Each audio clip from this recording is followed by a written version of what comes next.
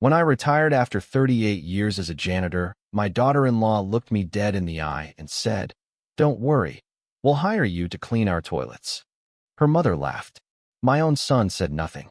I smiled, walked out of the room, and bought the house next door, paid in full, just to make sure they saw the sign. What happened next was rather unexpected. I will tell you everything. First, let me thank you for your continuous support. If you love stories like this one, support us by subscribing to this channel and comment where you're watching us from. It will be great to hear from you. Now let's jump into the details of what happened. I didn't expect balloons or confetti. God knows I've never been one for grand send-offs. But when you give over 38 years of your life to one job, no sick days, no attitude, just steady hands and a mop that knew every inch of every hallway, you expect, at the very least, a little warmth. Maybe a heartfelt thank you, a decent home-cooked meal, or a hug that means something. Instead, what I got was a room that smelled faintly of microwave lasagna and a sheet cake that still had the grocery store price tag taped to the plastic lid. It was my retirement dinner. Or, more accurately, it was the excuse for my son and his wife to check something off their family obligations list. I sat there, boxed in between her mother, Denise, who wore her judgment like an expensive perfume, and a toddler sticky with juice. They'd set up a folding table in the backyard, the kind of table you use when you're expecting to put it away the second the last guest leaves. There weren't many guests, just immediate family, and even immediate felt like a stretch. My son, Marcus, stood at the grill, flipping half-thawed patties like he was bored with the whole production. He hadn't even trimmed the fat off the edges. His wife, Jenna, fluttered around like a hostess at a networking event, smiling just enough, but not looking anyone in the eye for too long. Her laugh rang out in short, sharp bursts, always a beat too loud, like she was auditioning for someone more important. She'd never liked me. I knew that. She thought I was beneath them, my boots too scuffed, my stories too long, my opinions too dated. But I kept the peace. For Marcus's sake. For the sake of that little girl playing with chalk near the fence. "I hope you like chocolate," Jenna said, plopping the cake on the picnic table like she was delivering a package that had already been dropped 3 times.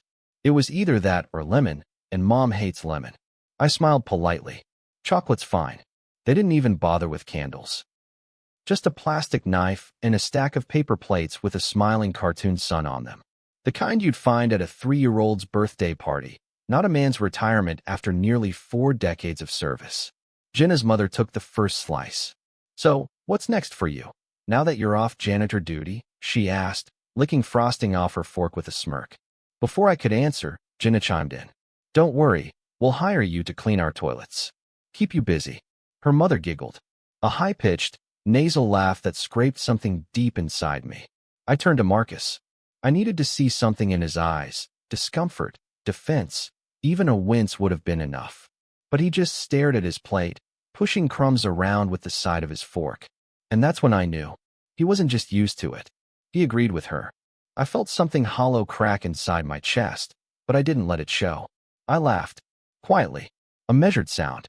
The kind that doesn't rise from joy, but from the realization that you've finally seen the truth, and there's no one seeing it. "Well," I said, standing slowly and wiping my hands on my pants. "That sounds like quite the offer. Let me think on it." I walked inside the house without looking back. Their laughter, half-drunk, careless, followed me to the guest bathroom. I locked the door, leaned against the counter, and stared at my reflection. 58 years old. Crow's feet etched at the corners of my eyes. Calluses on my palms that never quite faded. But still standing. Still sharp. And absolutely done being the silent fool. I pulled out my phone and called my real estate agent. "Alma," I said, keeping my voice low, "you still got that listing next to Marcus's place?" She paused. "The yellow house with the green shutters?" "That's the one. It's a fixer-upper. Small yard. Needs a bit of love." "I got time," I said. "Let's see it first thing tomorrow." It was funny, in a way, how quickly people forget who built the ground they're standing on. I wasn't rich. Never pretended to be. But I was never careless. Never blew a dollar I couldn't account for. And I sure as hell never let my pride become a punchline at my own retirement party. I stayed in that bathroom a little longer than I needed to. I could hear the party deflating outside, the awkward pauses between laughter, the clink of disposable cups being tossed, someone asking if they could grab some burgers to go. It was the kind of gathering that people left without hugging goodbye, just a series of disappearing backs. When I came back out, most of the chairs were already folded. Marcus was inside with the baby, and Jenna was scraping plates into the trash. She didn't even look up. Neither did her mother. I walked to the gate, nodded at the neighbor's dog across the street, and headed home in the fading dusk. The phone call still warm in my pocket. I didn't cry, not because I wasn't hurt. I was. But because I'd already made up my mind. I wasn't going to argue for respect anymore. I'd worked too long, stayed quiet too often, and swallowed too much to beg a man I raised to remember who I was. No, I'd show them. Not in words. In presence. In proximity. I was up before the sun. Habit, I guess. 38 years of early shifts had wired me to wake before the light hit the curtains. But this morning, there was no alarm clock, no uniform, no janitor's keys clipped to my belt. Just me, black coffee, and the sound of my own breath settling in a kitchen that suddenly felt both too quiet and too full of memory. I looked out the window toward the horizon, where Marcus's house sat 2 blocks down, half hidden behind a row of trimmed hedges and smug decisions. My thumb hovered over Alma's number for a long second before I finally tapped it. She answered on the 3rd ring. "You still serious about that house?" she asked, voice groggy but alert. "I didn't call you at 6:15 in the morning to window shop." She chuckled softly. "All right then. I'll meet you in an hour." By 7:30, I was standing in front of the house with the green shutters. It was smaller than I remembered. A single-story ranch with cracked cement steps and a mailbox that tilted like it had given up caring years ago. The lawn was patchy, the paint chipped, and the fence out front leaned just enough to suggest neglect, but not despair. It wasn't pretty. Not yet. But it was perfect. Alma was already on the porch, binder tucked under one arm, keys in her hand. "It's got good bones," she said. "Old plumbing, sure. But the foundation's solid. Furnace was replaced 2 years ago. The woman who lived here passed. Her kids didn't want the hassle, so they priced it to move." I nodded, eyes sweeping the porch, the roofline, the chimney. "Can I see the backyard?" She led me through. And there it was, Marcus's back deck, clear as daylight, just beyond a low wooden fence. I could practically see the spot where I'd sat the night before, chewing on a burger that tasted like freezer burn while Jenna made jokes at my expense. Alma watched me carefully. "You sure this is what you want?" I turned to her. "You'd be surprised what a man can save when he's got no ego and no one to impress." By noon, the paperwork was moving. The sign was ordered.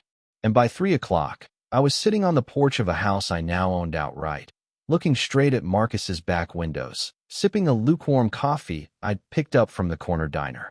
The house smelled like dust and time, but it was mine. And better still, it was close enough to remind them, every single day, what they'd chosen to disrespect. See, it wasn't about revenge. Not really. It was about visibility.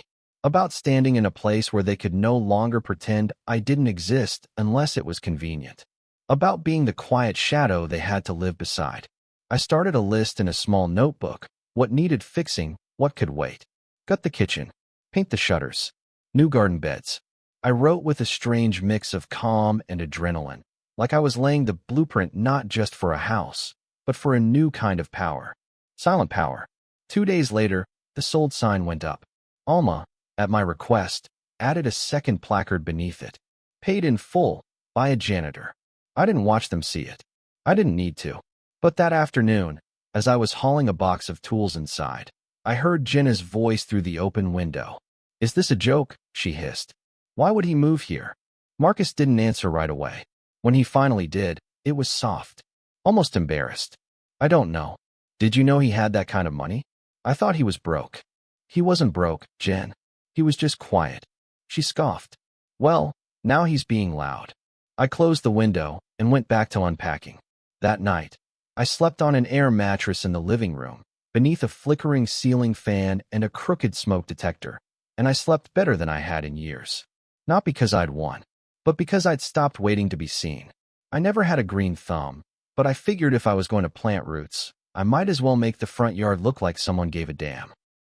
The lawn had been neglected for years. Patches of crabgrass, some dead rose bushes curled like old paper, and a rusted sprinkler head that coughed more than it sprayed. I spent the better part of the first week outside, digging, mulching, turning over soil like I was rewriting history with every scoop. And from the corner of my eye, I saw them watching. Jenna mostly, always from behind their living room blinds. Sometimes from the upstairs window, pretending to water plants that didn't need watering. I didn't wave. I didn't smirk. I just kept digging. Nothing throws people off like silence, especially people who expect you to bark or break. The first actual encounter came on trash day. I was wheeling my bin to the curb when she stepped outside in yoga pants and a tight smile. "Didn't expect you to actually move in," she said, arms folded across her chest. "Thought maybe it was some fluke." I tapped the lid of my trash can and said, "No flukes here. Just permanence." She didn't laugh, just blinked. "Well, hope you're not planning to start a daycare or anything." I smiled. "Why?" "Got something against children learning manners." That shut her up quick. Later that same day, I met Clara. She was the kind of woman who smelled like potpourri and always had a cardigan draped over her shoulders, even in the heat. She lived across the street, a widow with sharp eyes and a sharper tongue. "Nice to finally have someone decent in that house," she said as she passed me a plate of lemon cookies wrapped in wax paper. The last tenants were loud and allergic to soap. I chuckled. "I'll try to raise the hygiene standards." She leaned on her cane, squinting at Marcus's house. "That your boy over there?" "Unfortunately." She pursed her lips. "Don't take it personal. That one's wife thinks she owns this block. She never waves. Just sniffs like everyone's beneath her. She said she'd hire me to clean her toilets." I said, deadpan. Clara blinked, then let out a laugh, so sudden it turned into a cough. "You're kidding." "Wish I was." She gave me a look then, half sympathy, half admiration. "Well, sounds like you're right where you belong. Nothing like a little proximity to keep folks honest." That night, I sat on the back porch with a beer and a notebook. I could hear Marcus's voice through the open windows next door, faint, muffled. Something about schedules, about Jenna's mother wanting to come over again. I felt my jaw clench. Denise. She was the kind of woman who thought sarcasm was wit and cruelty was class. I still remembered her laughing that night. That shrill, nasal wheeze when Jenna made the toilet comment. Like the idea of me, a man who'd worked every day since age 15, scrubbing porcelain for free, was the height of comedy. The following afternoon, she showed up. I was trimming the hedges when I saw her get out of her car. Oversized sunglasses, a designer purse that looked like it cost more than my first car. She looked at me, then at the house, then at the sign still planted proudly in the yard. "Paid in full, by a janitor." She made a face like she'd just smelled old cheese. "Oh," she said to no one in particular. "He really did move in." I waved. "Afternoon, Denise. Careful, the driveway's got a dip near the edge." She ignored me and waddled toward Jenna's front door, grumbling about property values and unwanted attention. Clara came by again the next day, this time with coffee. She had a folding chair under one arm and planted herself beside me on the porch without asking. "I like your sign," she said, nodding toward the sold post still standing. "It's honest. It's petty." I sipped my coffee.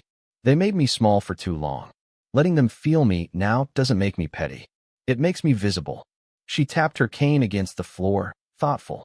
"You know, when I moved here in '85, folks didn't treat each other like this.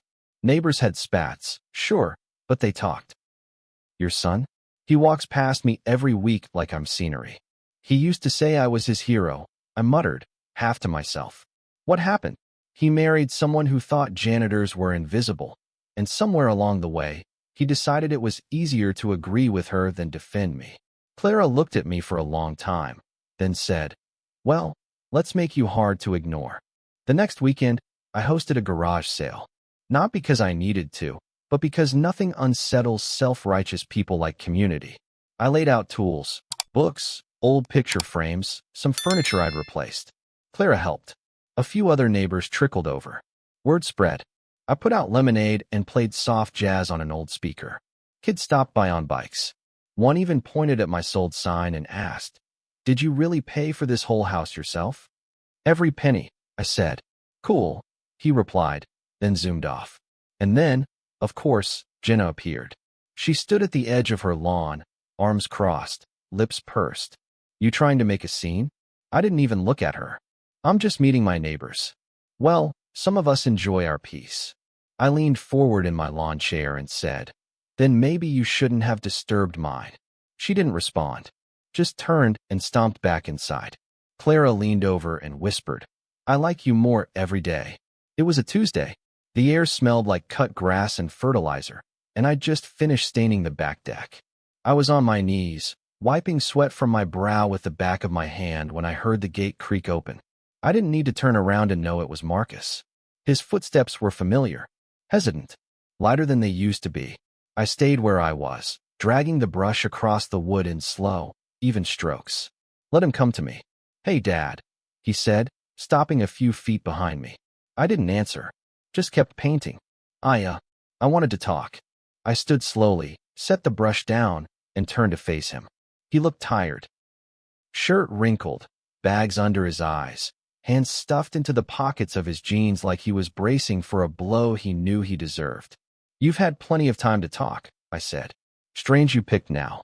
He looked down, towing the edge of the deck. Can we not do this here? Why not? I asked. It's my house. Bought and paid for. You know that. He flinched. You made your point with the sign. I stepped closer. Did I? Because if I had, you wouldn't be standing here acting like I'm the problem. I never said you were the problem, he muttered. You didn't say anything at all, Marcus. That's the damn point. He sat on the edge of the deck, elbows on his knees. It was just a joke. Jenna, she's like that. She doesn't mean everything she says. I crossed my arms, the sun pressing hot against my back. That wasn't a joke. That was a slap in the face. And you let it land. I didn't laugh, he said weakly. No, you didn't. You just sat there like your spine had gone missing. His face tightened. So this is what you want? To shame me? To make me look bad in front of the neighbors? This isn't about the neighbors. This is about you forgetting who the hell raised you. My voice cracked at the end, and for the first time in a long time, I didn't try to hide the shake. You remember that trip to D.C. in 8th grade? I asked. The one where your school said you couldn't go unless you paid $400 up front. He nodded. You know how I got that money? He didn't answer. I cleaned the boiler rooms at night for 2 weeks. 2 shifts. No sleep. Came home stinking like fuel and metal. You went on that trip, and I stayed home and soaked my hands in vinegar to get the smell out. Dad, I didn't know. Exactly. You didn't know, and you still don't. You've been living under the weight of my work your entire life, and you never once asked what it cost me. He looked away. I sat down beside him, my voice low but firm. I never wanted anything from you, Marcus. Not money, not praise, just respect. And the first time in your life I needed you to say one damn word to defend me, you said nothing. He swallowed hard. I didn't want to start a fight. No, I said. You didn't want to risk her being mad at you, so you let me take the hit. We sat in silence for a long moment. Birds chirped in the distance. Somewhere, a lawnmower buzzed faintly. I'm not proud of how that dinner went, he said finally. I nodded. Neither am I. I just wish you'd talk to me first. Before you bought the house. Would it have made a difference? He didn't answer. That's what I thought. He ran his hands through his hair. So what now? You just live next door and glare at us until we move. I chuckled, dry and humorless. No, I'll live my life. Garden. Paint. Maybe join a bowling league. And every time you look out that window, I hope you remember this moment. Not to punish you, but to remind you what silence costs. He stood slowly, brushing dirt off his jeans. I still love you, Dad. I looked at him then. For the first time in weeks, really looked at him. I love you too, son. But I don't trust you anymore. And that's a different kind of hurt. His mouth twitched, like he wanted to say something else. But he didn't. He just nodded once, turned, and walked back through the gate. And I let him. Not because I didn't care, but because I finally cared enough about myself to stop chasing someone who had no intention of seeing me clearly. The invitations must have gone out behind closed doors, because I didn't find out about the party until Clara mentioned it. Saw your daughter-in-law setting up some kind of bounce house, she said, handing me a jar of homemade jam across the fence. Birthday? Yeah, I replied, voice flat. Ellie turns 7 this weekend. You invited? I shook my head. Clara exhaled sharply through her nose. Well, that's tacky, even for her. I forced a smile, but it didn't reach my eyes. Would have been more awkward than fun. She eyed me. That little girl loves you, you know. Talks about how you fix her toys and tell the best bedtime stories. She also knows her mom runs that house, I said. And kids learn early how to pick sides. I tried to say it like it didn't gut me. Like I hadn't wrapped every one of Ellie's birthday presents in secret and left them at the edge of their porch each year with a little card that read love, Grandpa. Like I hadn't watched her grow from diapers to skipping rope through a screen door that now felt like a barricade. Saturday morning came with sun and laughter. I opened my bedroom curtains, and there it was, a pink and white tent, clusters of helium balloons, rows of folding chairs, and a two-tier cake that probably cost more than my first month's rent back in the day. Jenna moved through it all like a parade float, smiling wide, barking orders. Posing for photos like this was her party, not Ellie's. I watched from the kitchen as cars pulled up, parents stepping out in pressed clothes and expensive sunglasses. Kids with gifts tucked under their arms and frosting already smeared on their chins. Ellie ran past the fence once, chasing a balloon, her hair in pigtails. She didn't look up. At first. Then, mid-run, she stopped, looked toward my porch, and her whole face changed. She didn't wave, just stared. Not scared, not ashamed, just unsure, like she wasn't allowed to want what she wanted. I raised my coffee mug. She raised her hand an inch off her side, then turned and ran back toward the crowd. I wasn't going to sit there all day stewing in silence. So I set up my own table.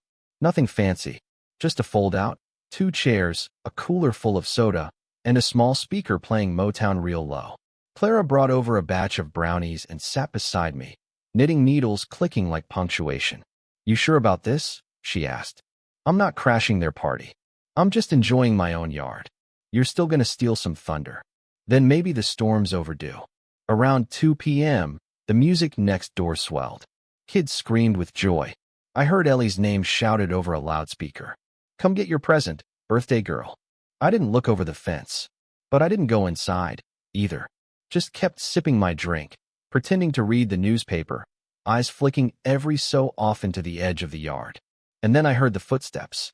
Small, fast, determined. Grandpa, I turned. Ellie stood at the edge of my lawn, hands clasped behind her back, bottom lip trembling like she wasn't sure if she was going to get in trouble for being here. I stood slowly, trying not to let the lump in my throat show. Hey, birthday girl. She beamed. You didn't come. I didn't get invited. She blinked. Mom said you were too busy. I crouched down, eye level. That's not true. I was waiting right here. She looked over her shoulder, nervous. Can I stay for a minute? I nodded. Of course you can. She sat beside me, legs swinging from the lawn chair. I pulled a small box from under the table, wrapped in blue paper with a silver ribbon. You remembered, she gasped. Never forget. She tore it open. Inside was a hand-carved jewelry box I'd made in the garage, with her initials burned into the lid and a small ballerina figurine that twirled when the lid opened. Oh, she whispered, watching it spin. Your very own treasure box, I said. She jumped up and hugged me. Tight and sudden, like she didn't care who saw. And that's when the shouting started. Jenna came storming across the lawn like a thundercloud in wedges. Ellie, what do you think you're doing? Ellie flinched, but didn't let go of my hand. I was just, he gave me. I told you not to come over here, she hissed, glaring at me like I was some stranger offering candy from a van. Clara stood too. She came on her own, she said calmly. Didn't see anyone dragging her. This is my child, Jenna snapped. And she doesn't need to be exposed to whatever grudge match he's trying to start. I'm not starting anything, I said, voice level. I'm sitting in my yard, minding my business. Your yard is 10 feet from mine, she shot back. I stood slowly. You made that choice when you laughed at my life and married a man who didn't speak up. Her eyes widened. Neighbors were watching now. I could feel the ripple of discomfort spreading. Jenna grabbed Ellie's arm. Let's go. Ellie looked at me, confused and heartbroken. But my box. You can keep it, I said softly. It's yours. Jenna yanked her away, stomping back toward the party. But not before Clara muttered under her breath loud enough for half the block to hear. I liked her better when she was pretending not to see us. The party next door deflated after that. Music quieted. Parents whispered. Kids asked why the birthday girl was crying into her cake. I sat on my porch, listening to it all. And for the first time in a long while, I didn't feel powerless. I felt seen. Not by everyone, but by the one that mattered. Fall came early that year. The kind of fall that rustles through the trees like it's trying to whisper something you forgot to listen for. Leaves drifted onto the porch in slow-motion spirals. I swept them up each morning. Same rhythm, same broom, same quiet satisfaction. The roses I'd planted along the fence were finally blooming, pale pink against the crisp gold of the yard. The grass had come in thick, full, like it belonged there. So did I. The house had stopped smelling like mothballs and dust weeks ago. Now it smelled like lemon oil and old wood. Familiar. Lived in. I'd finished the kitchen cabinets, repainted the shutters, resealed the windows before the cold came in. Every corner I touched became more mine. The sign was still out front.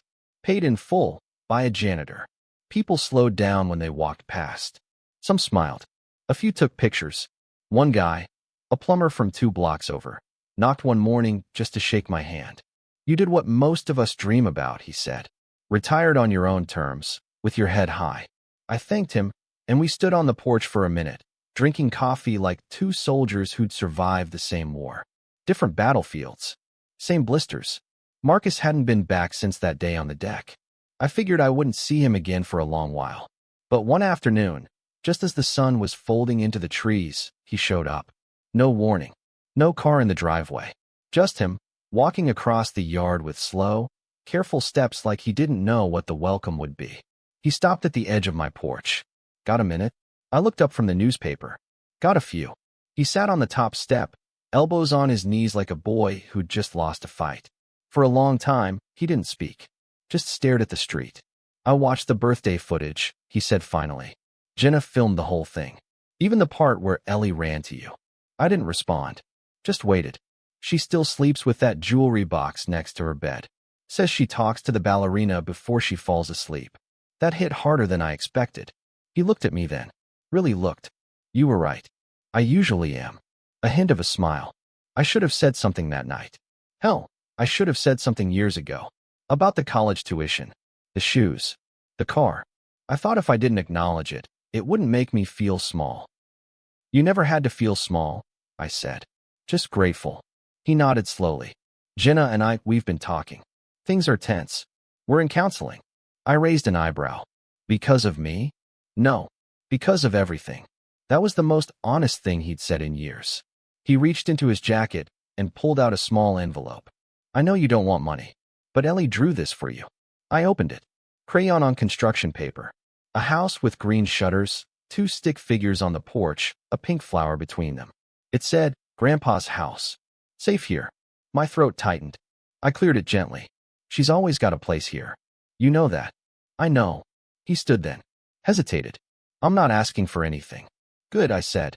Because I'm not offering anything I'm not ready to give. He nodded once. Can I visit sometimes?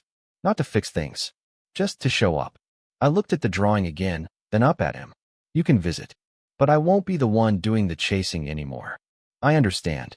He left with a quiet kind of dignity, lighter than when he arrived. I sat on the porch a long time after, the drawing in my lap, the air heavy with the weight of things unsaid. People always assume revenge is about anger. But it isn't.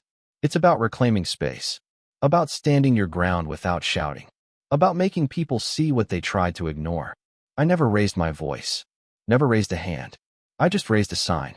And I watched them flinch. Now, I wake with no alarm clock, tin my roses, drink my coffee with Clara, and wait for my granddaughter's knock on the gate. Sometimes she comes. Sometimes she doesn't. But either way, I'm not invisible anymore. Have you ever stayed silent while someone made you small? Or waited for someone you love to defend you, only to be met with silence? If this story hit home, share your experience in the comments. Who do you think was in the wrong? And what would you have done if you were in the protagonist's shoes?